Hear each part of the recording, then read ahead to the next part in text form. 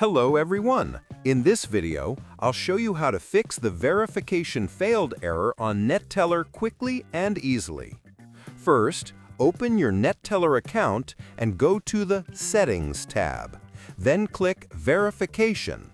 If your verification failed, it's usually because the document you uploaded was unclear, expired, or didn't match your account details. Make sure your name, address, and date of birth are exactly the same as on your ID and bank statement. Next, re-upload a clear photo of your government-issued ID, like a passport or driver's license, and ensure all edges and text are visible. Also, if you're asked for a selfie verification, take it in good lighting with your face clearly visible.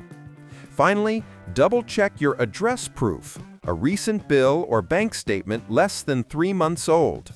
Once resubmitted, Neteller usually reviews it within 24 to 48 hours. And that's how you fix Neteller verification failed and get your account verified smoothly. Subscribe the channel for more videos.